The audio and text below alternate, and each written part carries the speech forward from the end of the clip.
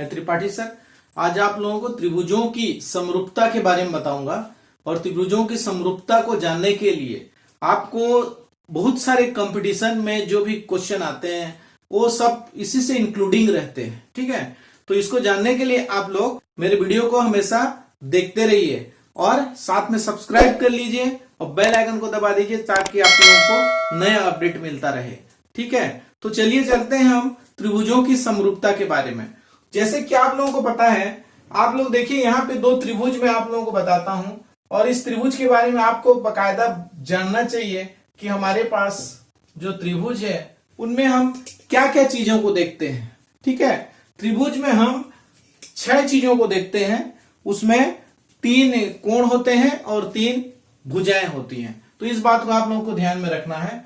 दूसरी बात ये देखिए, एक दूसरा त्रिभुज इसी के समरूप त्रिभुज है। हम चूंकि समरूप त्रिभुज के बारे में पढ़ रहे हैं इसलिए हम इसको समरूप ही पहले से ही बोलेंगे, पी क्यू आर।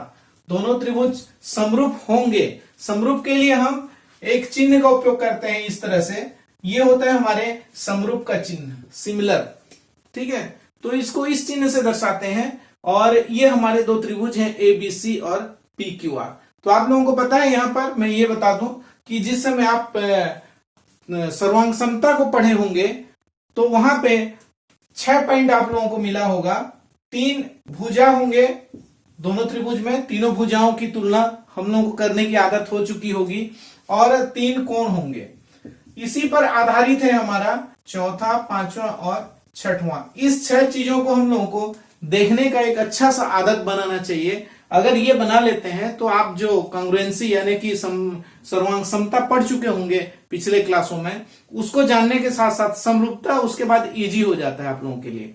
तो आप जैसे कि भुजाओं की तुलना करना सीखना। तो समरूपता के लिए मैं ये बता दूं कि जैसे कि एक अच्छा उदाहरण लेकर के चलते हैं आप लोगों को। एक छोटा सा आप जान रहे हैं कि त्रिभुज के तीनों कोणों का योग 180 अंश होता है। अगर ये 60 अंश 60 अंश 60 अंश के हैं तो आप लोग जान रहे हैं कि अगर त्रिभुज इतना बड़ा भी हो तो भी ये 60-60 अंश के ही होते हैं। परंतु आप देख रहे हैं दोनों बराबर नहीं होते हैं, यानी कि कोण बराबर हो तो वह हम जो वहां पे कंडीशन पढ़े हुए हैं सर्वांग समता में, उस समय सर्वांग समता का नियम यहाँ पे ऐसे लागू नहीं होता है। परंतु एक नियम लागू होता है, उसमें क्या होता है, कोण कोण कोण समरूपता, कोण कोण कोण, एंगल एंगल एंगल समरूपता यहाँ पे क्लियर होता है। यानी कि ये दोनों समरूप सेम दिखेंगे, एकदम हुबहू कॉपी दिखेंगे फोटो कॉपी जैसे, परंतु एक छोटा रहेगा और एक बड़ा रहेगा। तो ऐसी आकृतियों को हम क्या बोलते हैं, समरूप आकृति बोलते हैं। तो समरूप का सबसे पहला और अच्छा ये कंडीशन क्या मिल गया हमको कि इसके तीनों कोण जो होते हैं वह क्या होते हैं, बराबर होते हैं। अगर ऐसा होता है तो वह समरूप त्रिभुज होता है। साथ में आप लोगों को बता दूं, इसका एक उप कंडीशन है, मतलब दूसरा उप कंडीशन है जिसको कि हम दूसरा के रूप में यहाँ पे देख रहे हैं कि कोण कोण समरूपता। कोण कोण समरूपता से मतलब आप ये समझिए कि अगर हमको दो त्रिभुजों में अगर 2 कोण भी हमको समान रूप से दिख जाए तब भी वह दोनों त्रिभुज क्या होंगे, सर्वांग सम होंगे। ऐसा क्यों होगा आप सोचिए थोड़ा सा। यदि हमारा ये कोण जैसे कि ए बी सी, इसको हम 60-60 अंश का लिए हैं और यहाँ पर पी क्यू आर ये भी हमारे लिए 60-60 अंश के अगर हैं, तो यहाँ पर देखिए अगर हमारे पास ये 2 कोण अगर बराबर हैं, यहां से इस दोनों कोण के बराबर हैं, तो तीसरा कोण आप देख रहे हैं अपने आप तीसरा कोण जो है 60 अंश का होगा और वो दोनों भी बराबर होंगे।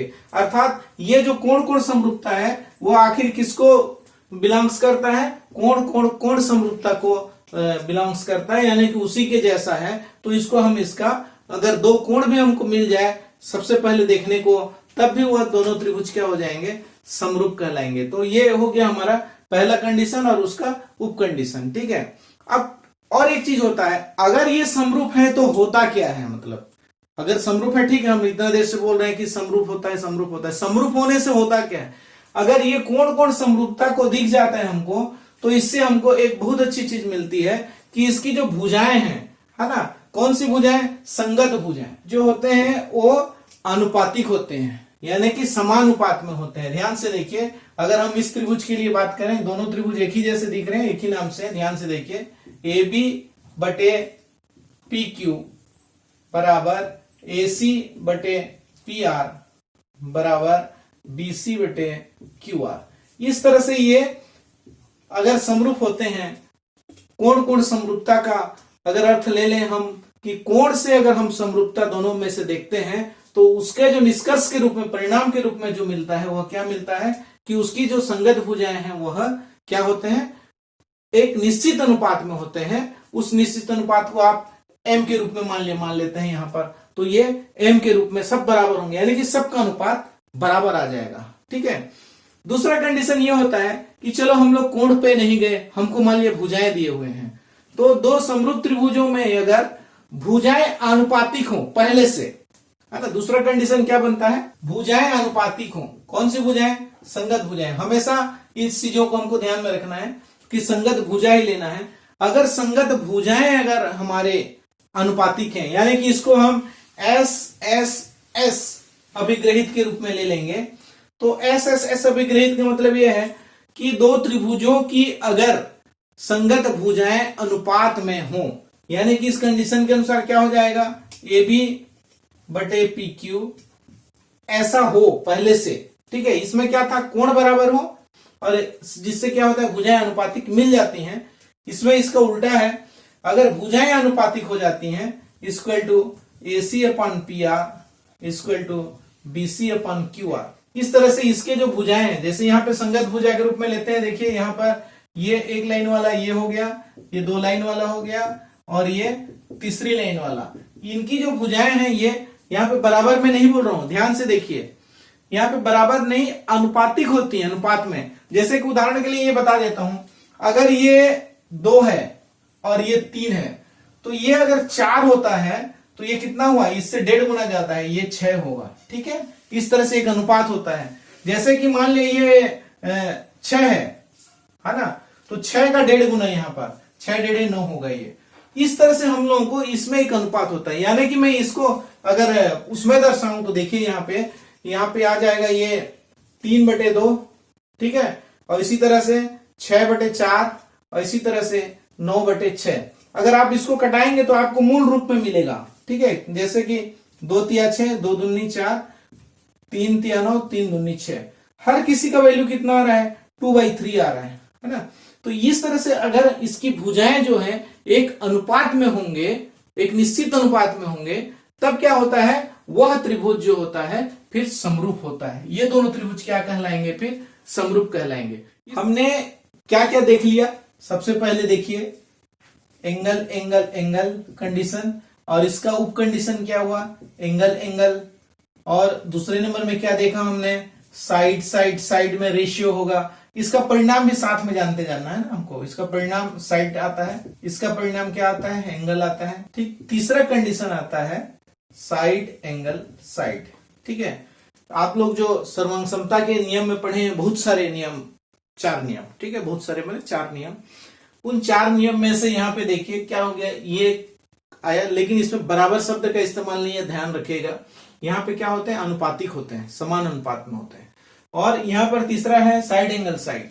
ठीक है। इसमें आप लोगों को अगर याद आता होगा तो कांग्रुएंसी में, यानी कि सर्वांग समता में एंगल साइड एंगल एक होता है, वो इसमें नहीं होता है। इस बात को ध्यान में रखिएगा। ठीक है। तो यहाँ पर देखिए इसका मतलब क्या है, 2 भुजा होंगे, है ना, ये एक भुजा, ये एक भुजा, और उसके बीच का कोण होना चाहिए। कोण जो है दोनों के बीच में है, यानी कि बीच का ही कोण होना चाहिए। अब हम चित्र में चलते हैं। देखिए अगर हम लोग इस भुजा को लेते हैं तो इसका संगत भुजा ये हो गया, और इस भुजा को लेते हैं, इसका संगत भुजा ये हो गया। ठीक है। ये अगर अनुपात में दिया हुआ है और ये कोण बराबर है, ध्यान में रखना, भुजाओं के लिए अनुपात शब्द का इस्तेमाल है और कोण के लिए बराबर शब्द का इस्तेमाल है।